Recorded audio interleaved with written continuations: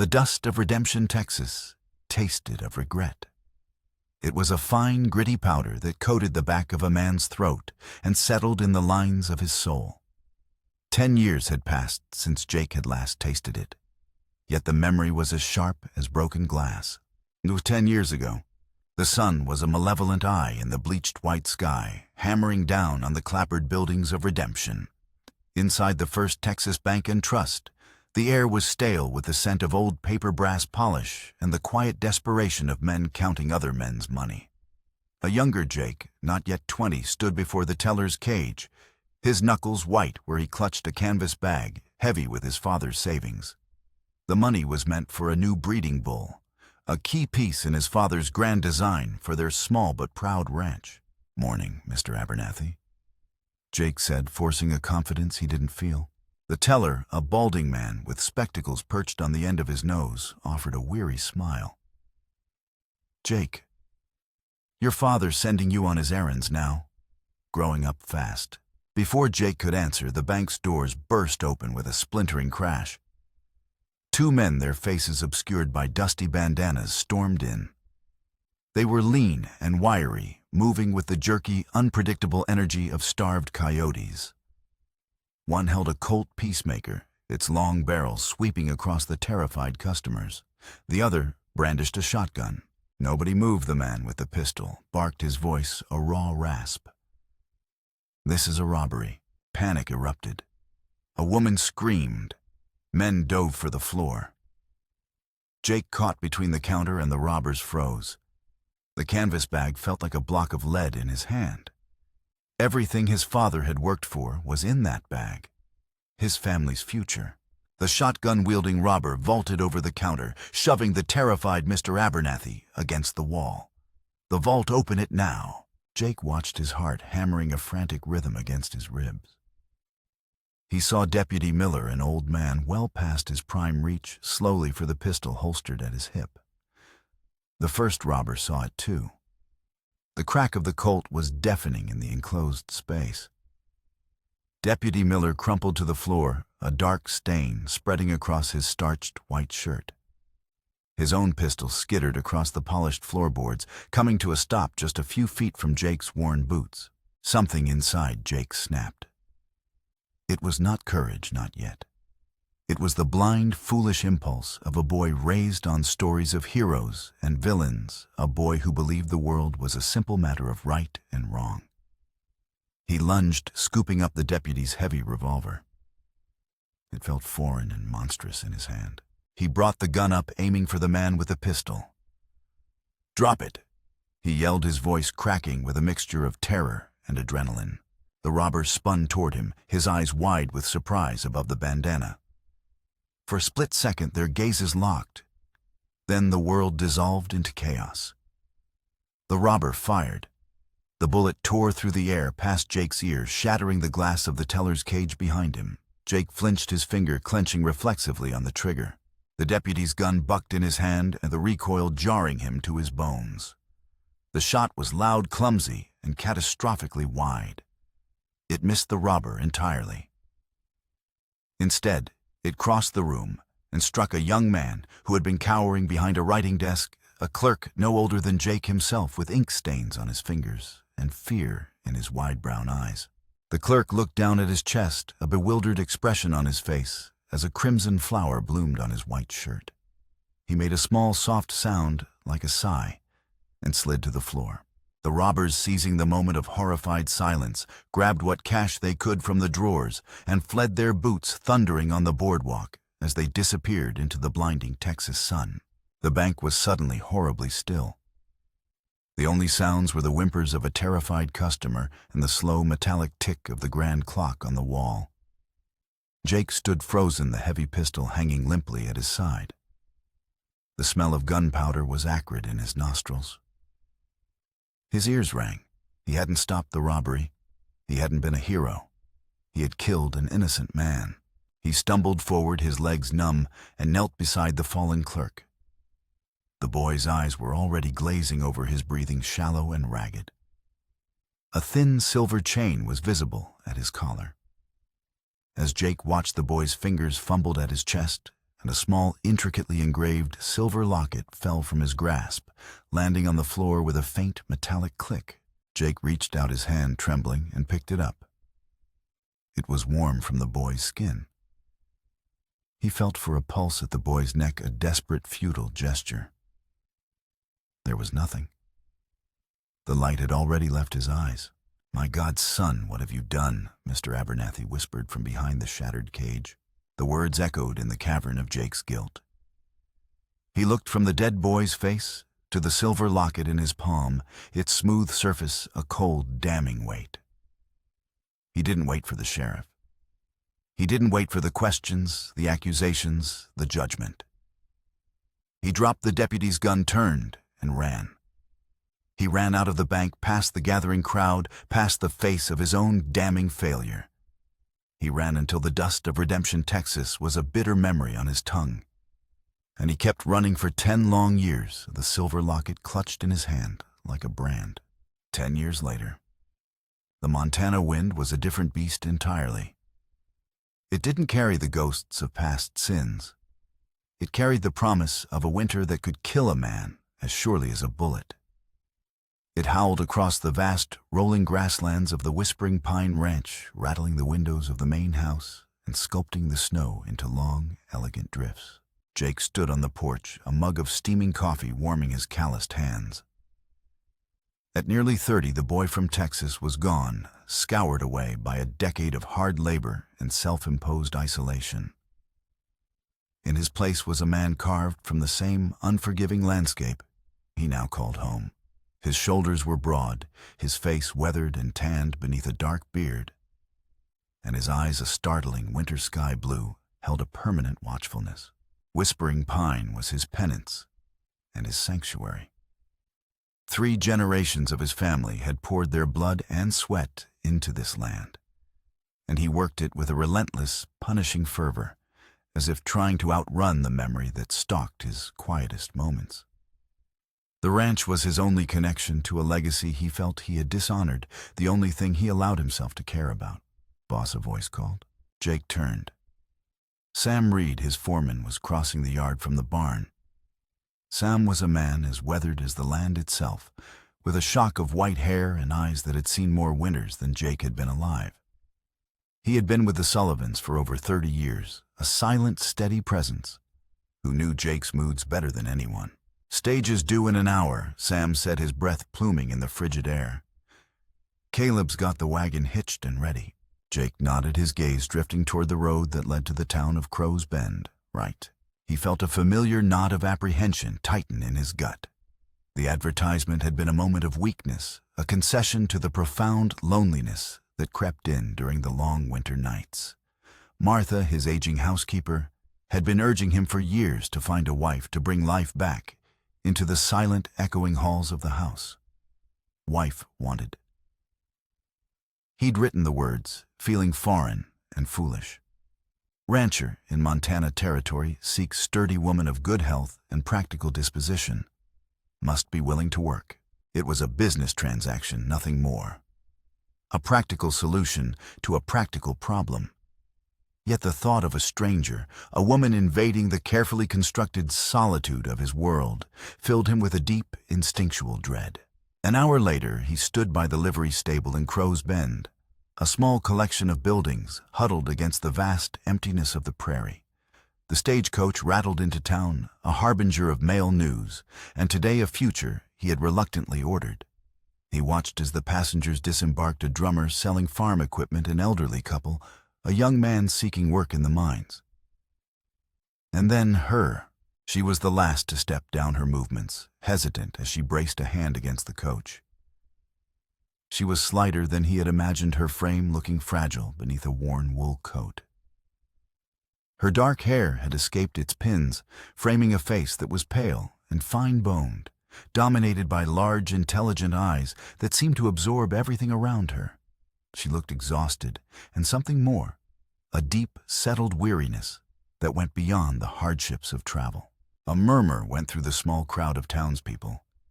This was her, Ezra Sullivan's mail-order bride. He felt a surge of cold, sharp anger. This was not the sturdy woman of good health he had advertised for. This was a delicate eastern bird, wholly unsuited for the brutal realities of Montana life. He had been deceived. He strode forward, the crowd parting before him. He stopped several feet away, his gaze sweeping over her, taking in the faint shadows under her eyes, the way she swayed slightly on her feet. Disappointment, bitter and sharp, curdled in his stomach. When he finally spoke, his voice was a low, rough growl as hard and unforgiving as the land itself. "This isn't what I ordered." The words, brutal and public, hung in the frigid air. A woman in the crowd gasped. He saw the color rise in the stranger's pale cheeks, a flare of defiance in her tired eyes. She straightened her spine, a small, almost imperceptible movement, but it spoke of a strength he had not expected. "I am not a catalog purchase, Mr. Sullivan." She said, her voice quiet but clear, carrying the precise, educated accent of the East. "I am a woman who has traveled over 2,000 miles to meet you. The least you could offer is a proper greeting." For a moment, genuine surprise broke through his anger. He had expected tears, or perhaps a timid retreat. He had not expected to be challenged.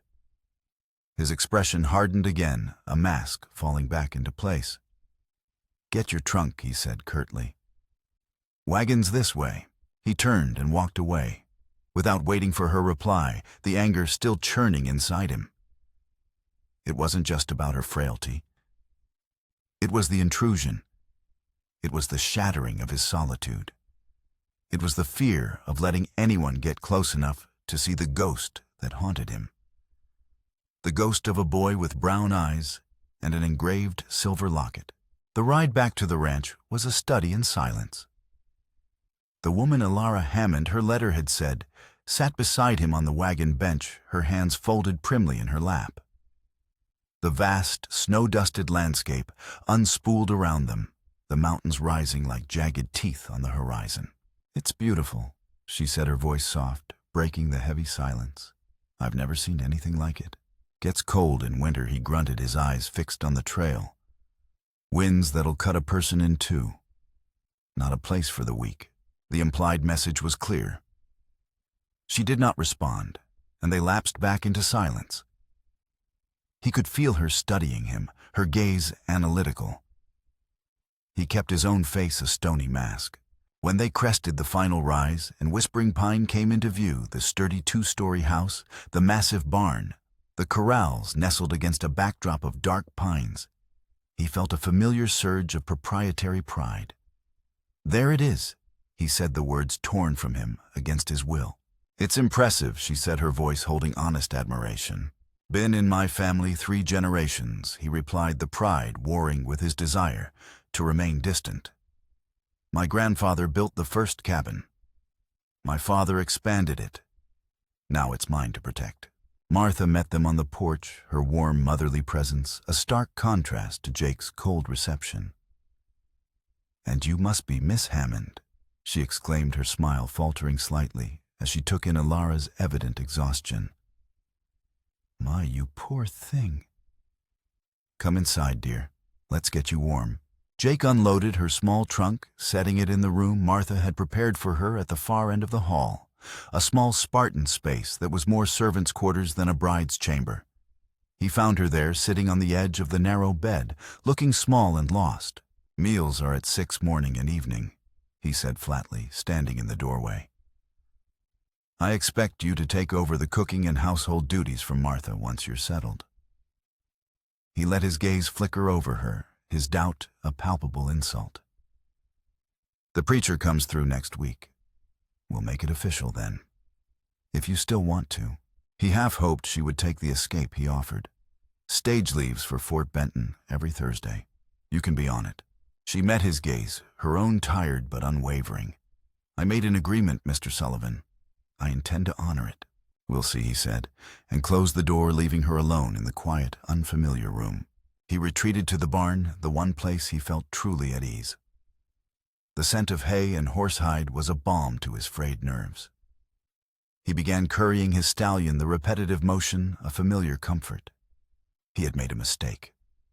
A terrible, foolish mistake.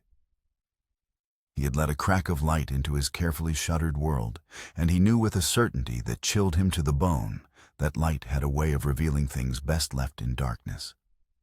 The railroad came to Crow's Bend, not with the thunder of a locomotive, but with the quiet, insidious charm of a single man. His name was Silas Thorne, and he arrived on the morning stage a week after Alara, looking as out of place as an orchid in a patch of sagebrush. He wore a tailored Eastern suit, a pearl gray bowler hat, and a smile that seemed to contain all the confident promise of the modern age. He took a room at the hotel and set up an office in the back, laying out maps and documents that detailed the glorious future the Northern Pacific Railroad intended to bring to Montana Territory. He spoke of progressive prosperity, of connecting their isolated community to the bustling markets of the East. To the people of Crow's Bend, weary of harsh winters and the tyranny of distance, his words were like a gospel of salvation. Jake met him for the first time in the mercantile. He was picking up supplies when Silas entered, moving with an easy grace that drew the eye. Virginia Caldwell, the proprietor's wife, fluttered around him like a moth to a flame. "Mr. Sullivan," she called, seeing Jake. "This is Mr. Thorne from the railroad. He's been wanting to meet you." Silas extended a hand, his smile unwavering. His eyes, however, were a different matter. They were a pale, flat gray, as cold and unreadable as river stones. "Ezra Sullivan. A pleasure. I've heard you own the largest ranch in this valley. Whispering Pine. A poetic name." Jake ignored the outstretched hand, giving a curt nod instead. He had gone by his father's name, Ezra, since arriving in Montana, a thin veil over a past he wanted to bury. "It's just land and cattle, Mr. Thorne. Land and cattle are the lifeblood of this territory." Silas countered smoothly, undeterred by the snub. "And the railroad is the artery that will carry that lifeblood to the nation. I'm here to discuss acquiring a right-of-way. Our surveyors have identified the most efficient route, and it happens to cross a section of your property. My land isn't for sale." The words were flat final. Silas's smile didn't falter, but a flicker of something impatience perhaps passed through his cold eyes. "This isn't a sale, Mr. Sullivan. It's an opportunity. We offer generous compensation. More importantly, we offer a future. Imagine your cattle loaded onto train cars right here in Crow's Bend, reaching Chicago in a matter of days." I can imagine, Jake said, his voice dropping. "I can also imagine my grazing lands cut in two, my water access disrupted, and a noisy smoke-belching machine scarring a landscape my family has nurtured for 3 generations. The answer is no." He felt a primal, inexplicable aversion to this man. It was more than just a rancher's possessiveness of his land. It was something deeper, a discordant note that Silas struck in the carefully ordered quiet of his soul. Silas's polite mask finally slipped just for a second. His smile tightened, becoming a mere facsimile of pleasantry. "Progress has a price, Mr. Sullivan. Those who stand in its way often find themselves paying it one way or another." He inclined his head. "I'll be in town for some time. I trust you'll reconsider when you've had a chance to think more practically." As Silas turned to charm another customer, Jake paid for his supplies and left the man's veiled threat echoing in his ears. He rode back to Whispering Pine with a knot of unease tightening in his chest. He found Alara in the kitchen, a smudge of flour on her cheek, looking more at home than he would have thought possible. In the weeks since her arrival, she had quietly and efficiently taken over the household. She had proven to be as practical as her letters, or rather Martha's letters had claimed. She managed the cooking for the hands, tended a small herb garden, and had even organized his father's chaotic ledgers with a methodical precision that both impressed and unnerved him. She looked up as he entered. "You seem troubled?" "Man from the railroad," he grunted, setting the supplies on the table. "Wants to run tracks through the north pasture, and you refused." It wasn't a question. "Of course I refused." She wiped her hands on her apron, her gaze direct. Was that wise to make an enemy of a man with the power of the railroad behind him? "I don't like him." Jake said the simple statement, feeling inadequate to explain the depth of his revulsion. There's something wrong about him. Instinct is a powerful tool, Alara acknowledged. But it's not always a match for legal authority and financial power. Perhaps there's a way to negotiate, to find a compromise. There is no compromise. He snapped, his frustration spilling over. He wants to take what's mine. I won't let him. He saw a flicker of disappointment in her eyes before she turned back to her work. He knew he was being unreasonable, shutting her out. But Silas Thorne had stirred something dark and dormant within him, a feeling he hadn't experienced in 10 years.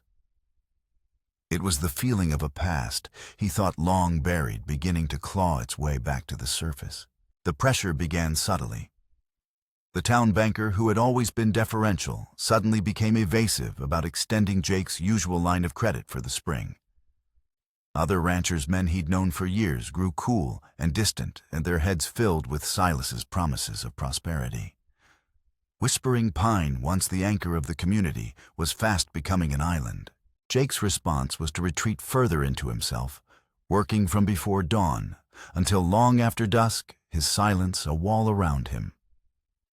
But Alara refused to be shut out. She brought him meals in the barn when he failed to come in for dinner, patched his torn work shirts without comment, and left books from his father's library open on the table in the evenings, silent invitations to a world beyond the ranch's borders. One afternoon, the fragile truce between them was shattered. Alara was hanging laundry on the line behind the house when a sudden wave of dizziness washed over her. The sky tilted the ground, rushing up to meet her. She crumpled to the ground, the basket of wet linens spilling around her. Jake found her there moments later, her face as white as the fallen sheets. A blind cold panic seized him. It was a feeling he recognized, the same helpless terror he'd felt kneeling over the dying clerk in the bank. He swept her into his arms, surprised at how light she was, and carried her into the house. He laid her on the settee in the living room, his hands clumsy as he loosened her collar and pressed a cool cloth to her forehead. Martha rushed in her face, etched with worry. Her heart, Martha whispered, wringing her hands. She told me about it. The doctor in Boston. Alara's eyes fluttered open. She looked up at Jake, her expression a mixture of embarrassment and fear. I'm sorry, she whispered, her voice faint. I'm just tired. Don't talk, he commanded, his voice rougher than he intended. Just rest. He spent the rest of the day watching over her, the work of the ranch forgotten. He saw past her quiet competence to the profound vulnerability she tried so hard to conceal. He saw the flicker of fear in her eyes every time she coughed, the way she sometimes pressed a hand to her chest as if to still a frantic fluttering within. For the first time, he felt something other than irritation or grudging respect for her. It was a sharp, protective instinct, an unwelcome crack in the armor he had so carefully constructed around his heart. As she slept, he found himself studying her face, the delicate curve of her cheek, the dark sweep of her lashes. He had ordered a sturdy, practical woman. Instead, he had been sent this fragile, intelligent, stubbornly courageous creature, who was slowly, inexorably finding her way into the locked rooms of his life. The next day, as if on cue, the pressure from Silas escalated. A section of fence in the north pasture was cut during the night, and a dozen head of cattle wandered off. It took Jake and his men the better part of the day to round them up. It could have been rustlers, but Jake knew better. It was a message. That evening, as they sat in strained silence in the living room, Alara spoke. I've been looking at the territorial land grant documents for Whispering Pine. Jake looked up from the fire he was staring into. And according to the original survey, your water rights to Pine Creek are ironclad. She said, her voice gaining strength. The railroad cannot disrupt the flow without being in breach of territorial law. Furthermore, the grant specifies that any right-of-way for public transport must follow existing cattle trails where possible to minimize disruption to ranching operations. Their proposed route does not. He stared at her, stunned. He had lived on this land his entire life and had never thought to read the fine print of the original grant. "How did you find this?" "I read," she said simply. "It's what I do." She pushed a sheaf of papers across the table toward him. "I've made notes. If you challenge them on these points, it could delay their construction for months, perhaps even force them to reconsider the route." He picked up the papers, her handwriting neat and precise. She had not only found the information, she had organized it into a coherent legal argument. For the first time since Silas Thorne had arrived in Crow's Bend, Jake felt a flicker of hope. He was no longer just a stubborn rancher fighting a losing battle. He had a strategy. He had an ally. He looked at Alara, truly saw her, not as the frail woman who had collapsed by the clothesline, but as a formidable partner. "Thank you," he said the words, feeling inadequate. A small smile touched her lips. "We're in this together, Mr. Sullivan, whether you like it or not." The preacher arrived the next day, and they were married in the living room of the main house. The ceremony was simple, witnessed only by Martha and Sam. Jake spoke the vows in a low, steady voice, his eyes fixed on Alara. When he slipped the simple gold band, his mother's, onto her finger, he felt a profound and unsettling shift within himself. This was no longer just a business transaction.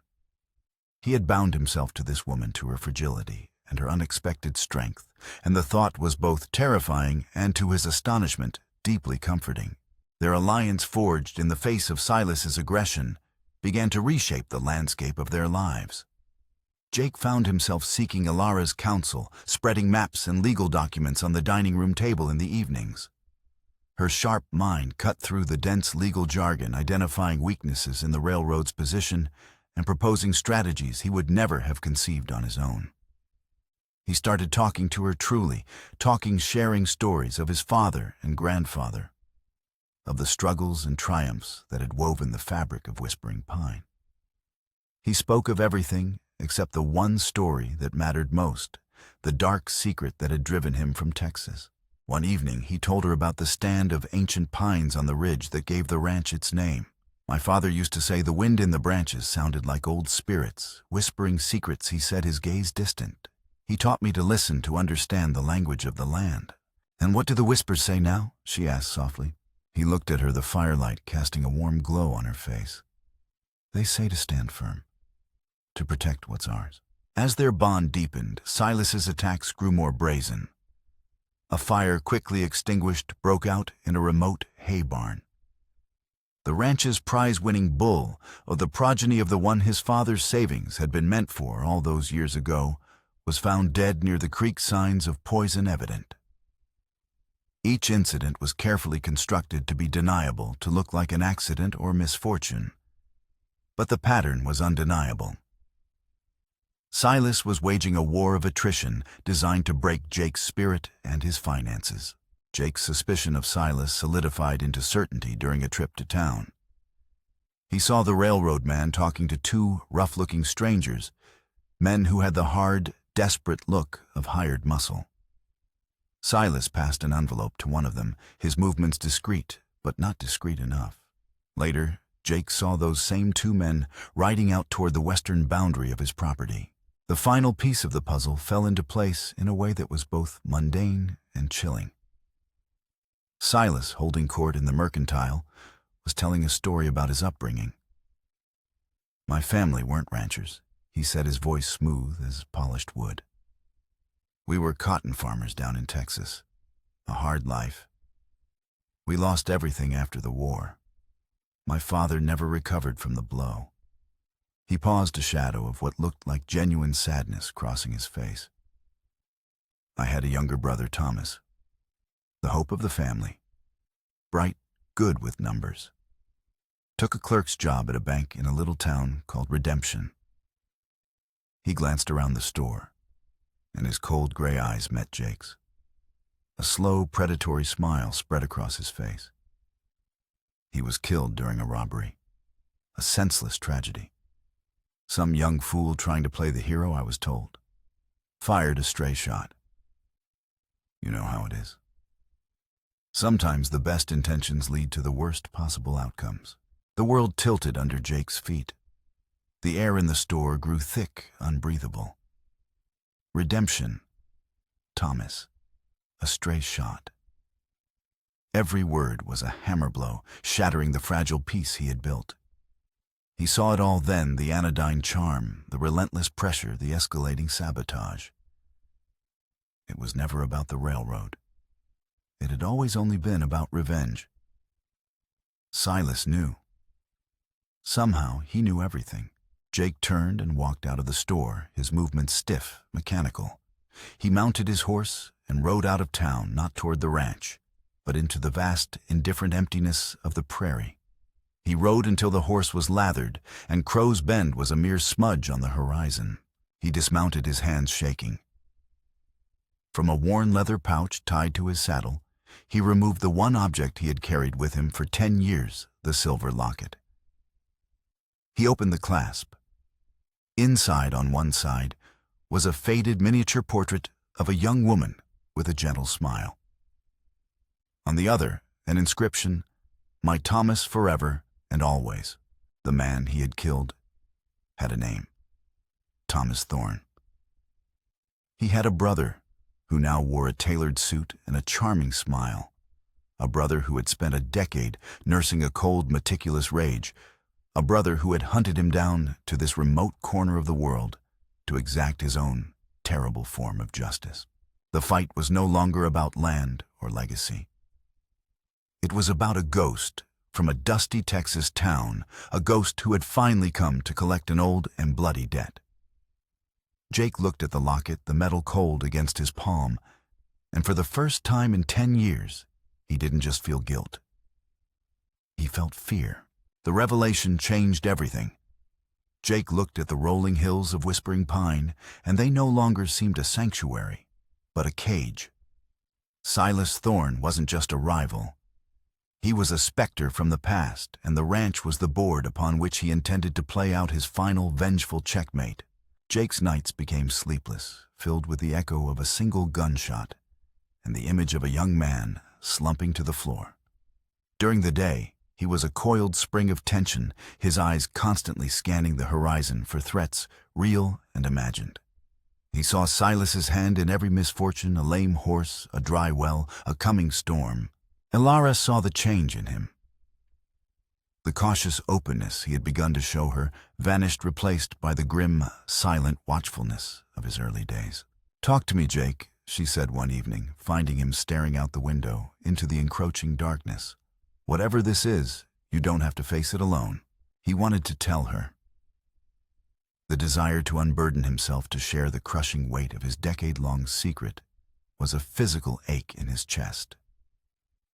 But the words wouldn't come. How could he explain that their home, their future, was being threatened by a sin he had committed as a boy? How could he look at her, a woman of such quiet integrity, and confess that he was a killer? "It's nothing," he lied, turning from the window. "Just the strain of this railroad business." She didn't believe him. He could see it in the sad, knowing look in her eyes. But she didn't press. She simply laid a hand on his arm, a brief, warm touch that felt like both a comfort and an accusation. His chance to confront Silas came a few days later. Jake rode into Crow's Bend and saw him leaving the hotel. He dismounted and strode across the dusty street, his steps deliberate. "Thorne," he called. Silas turned a look of mild inquiry on his face. "Mr. Sullivan, to what do I owe the pleasure?" "I know who you are," Jake said, his voice low and tight. Silas's polite mask didn't even flicker. "I should hope so. I am Silas Thorne of the Northern Pacific Railroad. You're Thomas Thorne's brother." For the first time, a genuine emotion registered on Silas's face, a flash of cold, triumphant satisfaction. He let the silence stretch for a long moment before he spoke, his voice dropping to a conspiratorial whisper. "It took you longer than I expected. I suppose the name Sullivan provided a comfortable shadow to hide in. But a man can't hide from what he's done, can he, Jake?" The use of his real name was like a slap. "What do you want, Thorne?" "What do I want?" Silas laughed a soft, chilling sound. What a provincial question. I don't want anything. I am simply balancing the scales. An eye for an eye, a life for a life. My brother's life was full of promise. He was going to be an architect.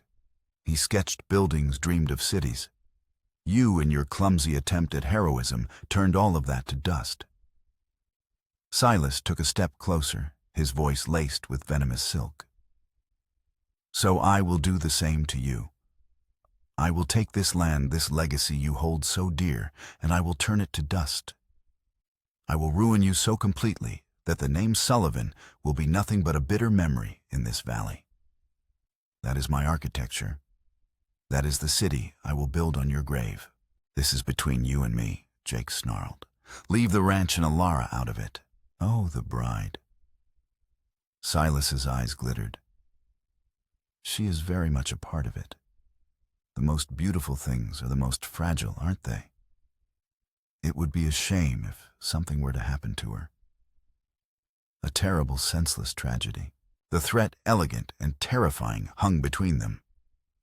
Jake felt a surge of rage so pure it nearly blinded him. He took a step forward, his hands clenching into fists, but Silas just smiled. Violence is your answer to everything, isn't it? He murmured. It didn't work out so well for you last time. Be patient, Jake. The final act is yet to come. He tipped his hat and walked away, leaving Jake standing in the middle of the street, shaking with a fury he dared not unleash. He returned to the ranch with a new and terrible urgency. The threat was no longer abstract. It had a face and a name, and it was aimed directly at Alara. His guilt was no longer just a private burden. It was a danger to the woman he had, against all his better judgment, come to love. His fear for her was compounded by her own declining health. The harshness of the coming winter seemed to be taking its toll.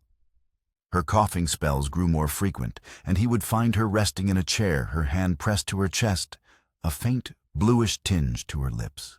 Help arrived from an unexpected quarter. An old army doctor, a contemporary of Jake's grandfather, was passing through the territory on his way to a new post in Oregon. Hearing of the Sullivans, he paid a courtesy call at Whispering Pine.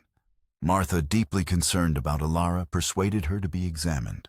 Dr. Willoughby was a gruff, no-nonsense man with hands like gnarled oak roots and eyes that missed nothing. He listened to Alara's story, his expression grim. He then conducted a thorough examination in the quiet of the parlor. Jake paced the porch outside the creak of the floorboards, a counterpoint to the frantic beating of his own heart. When the doctor finally emerged, his expression was thoughtful. "Come in, son," he said to Jake. They found Alara sitting by the window, her face pale but composed. "Well," Jake demanded, "the Boston doctor wasn't wrong." Willoughby began, and Jake's heart sank. "There is a significant mitral valve prolapse, a weakness in the heart she was likely born with. But his prognosis—" He paused, cleaning his spectacles. "His prognosis was, in my opinion, overly grim, and possibly mistaken." "Mistaken," Alara whispered, her hands gripping the arms of her chair.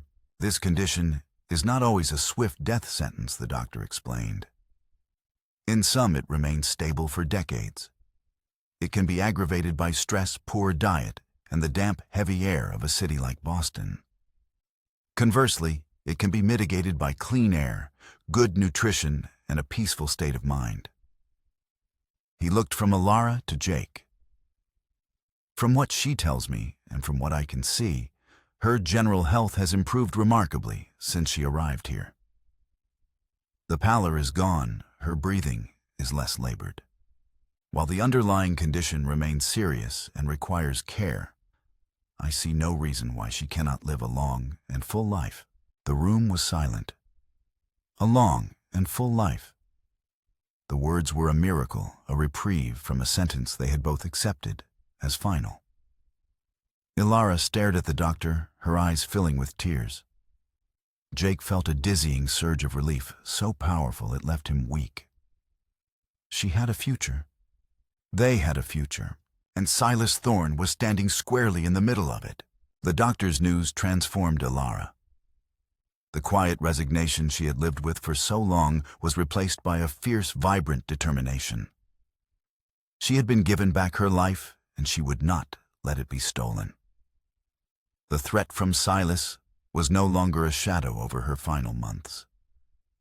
It was an obstacle to a future she was determined to claim. Jake, however, was paralyzed. The joy of Alara's reprieve was poisoned by his fear. He now had everything to lose. Silas must have sensed the shift in the balance of power. Perhaps he saw the new light in Alara's eyes when she came to town, or perhaps he simply grew tired of his game. He decided to force the ending. Jake and Sam had ridden out to the west pasture to check on a pregnant mare. When they returned at dusk, the house was ominously quiet.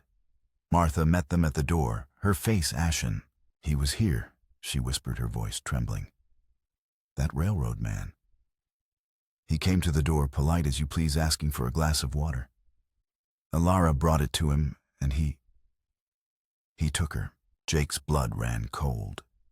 He pushed past Martha into the house. On the dining room table, propped against a vase of wildflowers Alara had picked that morning, was a single envelope. His name was written on it in elegant, sloping script. His hands shook as he tore it open. The note inside was brief and poetic, each word a carefully chosen barb. The final act begins. The stage is set at the old saloon east of town. Come alone. The performance is for you, and the curtain falls at midnight. Don't be late. The leading lady is waiting. St. Rage pure and absolute washed over him, burning away the fear. He turned and strode toward the gun rack by the door. "Boss, what are you doing?" Sam asked, his voice sharp with alarm. "You can't go alone. It's a trap." "I know." Jake said, his voice a low growl as he checked the action on his Winchester rifle. He buckled on his gun belt, the familiar weight of the Colt at his hip a cold comfort. "Tell Caleb to ride for the sheriff? Tell him to come to the abandoned saloon. But tell him not to be in a hurry." "Jake, this is suicide," Sam pleaded. Jake turned to his old friend, his blue eyes as hard and cold as glacial ice. "He has my wife, Sam. This isn't a choice." He walked out the door and into the twilight, a man marching toward a reckoning, 10 years in the making, the ghosts of his past howling at his heels. The sandstorm hit with the sudden biblical fury of a vengeful God. The sky, moments before a bruised twilight purple, turned a sickening yellow-brown. A wall of sand and grit descended on the plains, screaming across the landscape, erasing the horizon, the trail, the world. The wind howled like a legion of damned souls, tearing at Jake's clothes and flaying the exposed skin on his face and hands. He rode hunched low over his horse's neck, his bandana pulled up over his nose and mouth, his eyes narrowed to slits. He navigated by instinct alone, the shape of the land imprinted on his soul. The abandoned saloon stood on a desolate rise a few miles east of Crow's Bend, a skeletal ruin against the swirling chaos. It had been a place of doomed hope, built during a short-lived silver rush 20 years prior, and left to rot when the vein ran dry. A fitting stage for Silas's final act. He dismounted the horse, shuddering and turning its back to the wind.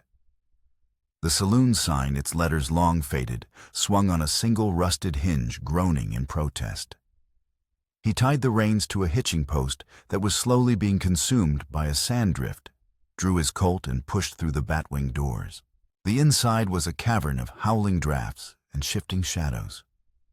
Dust as fine as flour coated everything, dancing in the thin beams of light from a single lantern that hung from a rafter, its flame guttering wildly.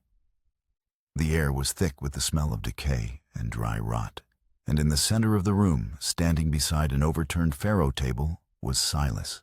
He held Alara in front of him, one arm clamped around her waist, the cold silver barrel of a derringer pressed against her temple. Her face was pale, but her eyes, when they met Jake's, were filled not with fear, but with a furious, defiant fire. "Right on time." Silas said, his voice calm and conversational above the shriek of the wind. "I was beginning to worry you'd lost your nerve. Welcome to my theater, Jake. Let her go, Thorne." Jake said, his own voice a low growl. He kept his Winchester pointed at the floor, his Colt steady in his right hand. This is between us. Oh, but that's where you're wrong, Silas purred. She is the very heart of it. You see, I had planned to simply ruin you, to take your land, your name, your legacy. A slow, satisfying process. But then you found love. You found a future. And I realized my initial plan was far too merciful. He tightened his grip on Alara, and she flinched. To truly balance the scales for the future you stole from my brother, I must first take yours. The wind hammered against the building, and a shutter tore loose from an upstairs window, clattering against the wall. From somewhere in the gloom, a broken clock on the wall gave a single erratic tick, a mad heartbeat in the roaring storm. You think this is justice? Jake said, taking a slow step forward. Ambushing a man, threatening his wife Thomas, would be ashamed of what you've become. The name struck a nerve. A flicker of raw pain crossed Silas's face before being replaced by cold fury. You will not speak his name. You who put a bullet in his chest. You have no right. It was an accident, Jake said, the words tasting like ash. I was a boy trying to do the right thing. The right thing? Silas's laugh was brittle sharp. Let me tell you about the right thing, Jake. Do you have any idea why my brother and I were in that bank? Do you think it was simple greed? Jake said nothing, his eyes darting between Silas and Alara, looking for an opening, a chance. My father was a farmer. Silas continued, his voice taking on the cadence of a sermon. A proud good man. And your father, the sainted patriarch of Whispering Pine, systematically destroyed him. He used clever contracts, predatory loans, legal tricks your kind have always used to steal from men of the earth. He took our land, our savings, our dignity. That bank held the last of our family's money my father needed for my mother's medicine. We weren't robbing the bank, Jake. We were trying to take back what your family had stolen from us. The words hit Jake with the force of a physical blow. His father, a cheat, a thief. The entire foundation of his life and the legacy he'd worked to protect, the honor he'd felt he'd betrayed, was a lie.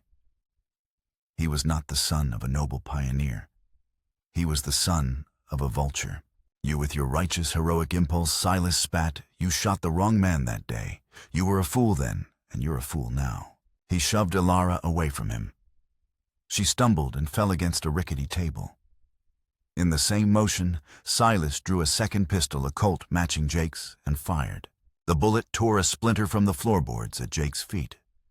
Jake fired back instinctively, not aiming to kill, but to drive him back.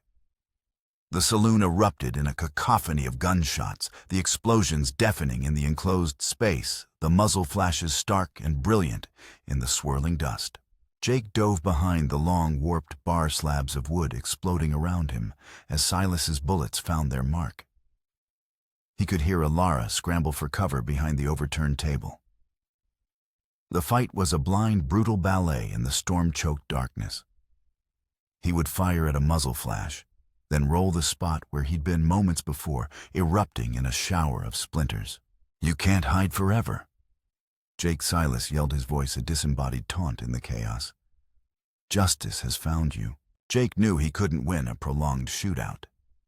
Silas was a better shot, fueled by a decade of cold rage. He had to end it.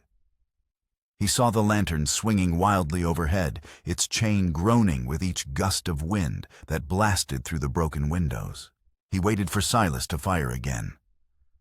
The moment the flash lit the room, Jake fired not at Silas, but at the lantern's chain. The bullet struck true. The chain snapped. The lantern, its oil spilling and igniting, plummeted to the floor, exploding in a whoosh of flame.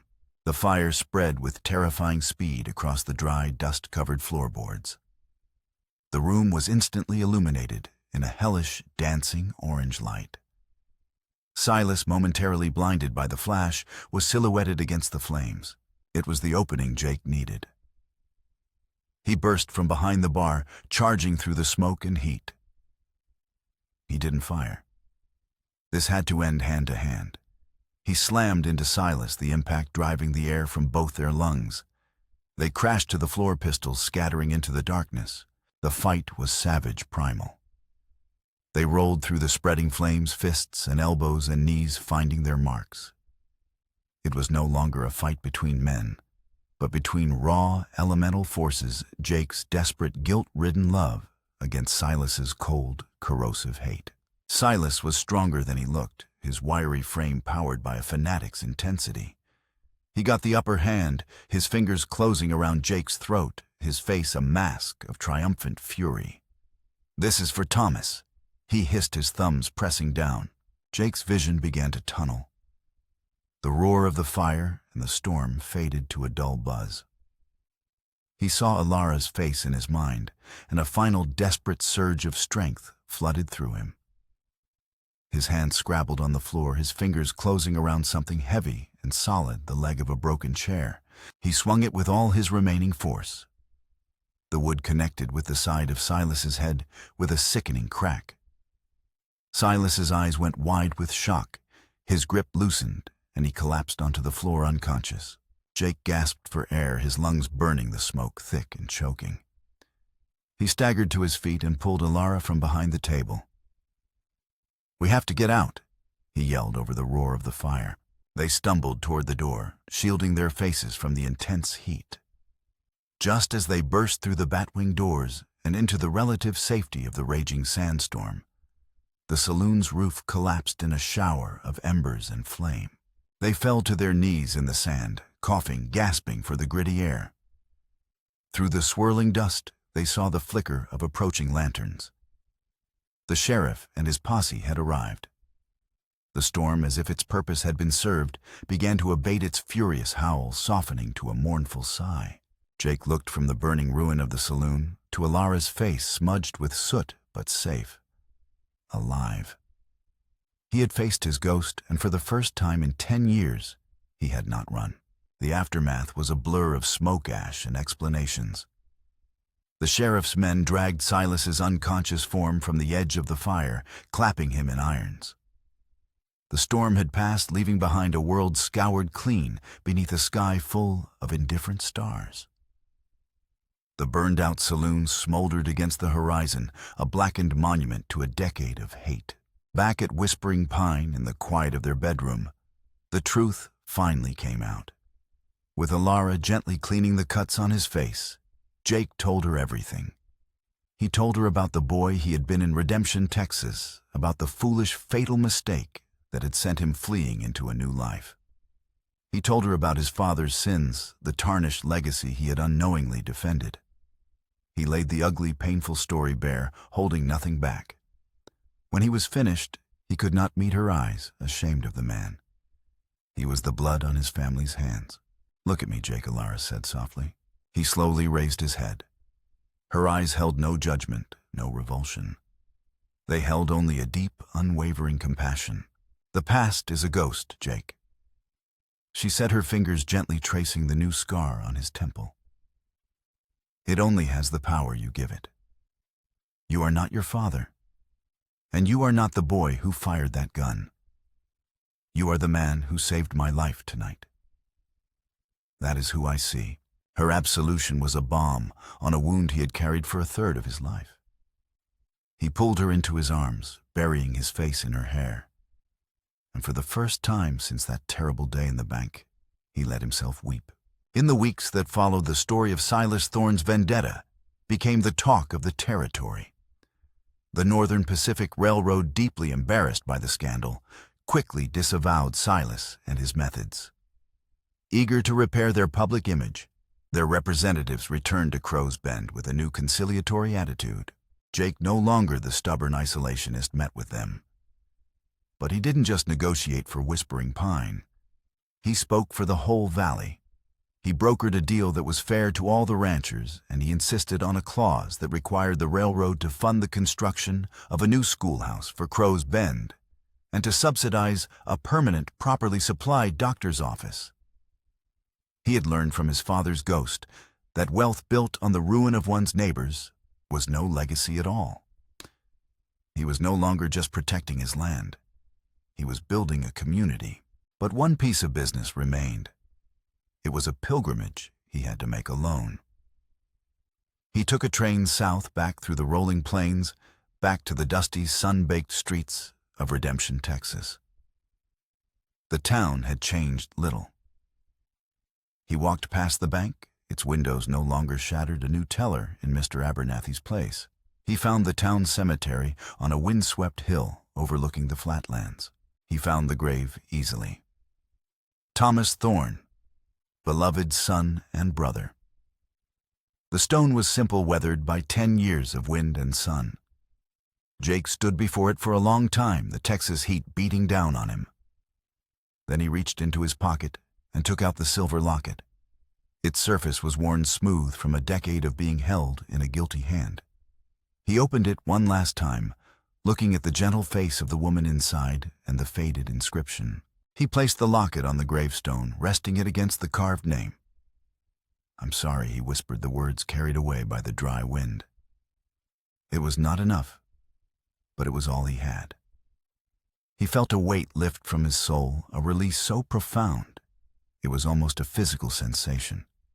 He turned and walked away, leaving the locket and the ghost of the boy he had been behind him. He returned to Montana, a different man, a man at peace.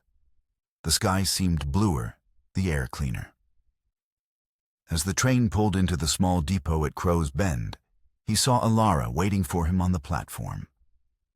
The sight of her strong and vibrant against the backdrop of the mountains filled him with a love so powerful it took his breath away. That evening they stood on the porch of the main house at Whispering Pine, watching the sunset paint the sky in strokes of fiery orange and soft lavender. The land, once a symbol of a burdensome legacy, now spread before them as a promise. It was not an inheritance to be protected from the past, but a future to be built together. Alara leaned her head against his shoulder. "It's over," she said softly. "It's truly over." "No," Jake said, his arm tightening around her. "It's just beginning."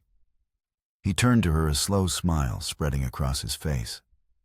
"Everything is just beginning." She looked up at him, and he saw a new light in her eyes, a secret, joyful sparkle. "I think you might be more right than you know," she said. She took his hand and placed it gently on her stomach. The doctor from Denver was right. I do have a long and full life ahead of me, and it seems we won't be living it alone. He stared at her, uncomprehending for a moment. Then the meaning of her words, of her touch, dawned on him. A child, a new life, a future he had never dared to imagine, a defiance of every death sentence, real or self-imposed, that had ever haunted them. A laugh rich and full of pure, unadulterated joy rose from his chest. He swept her into his arms, lifting her off her feet as he spun her around beneath the vast Montana sky, a sky that was no longer a ceiling, but an endless canvas of possibility.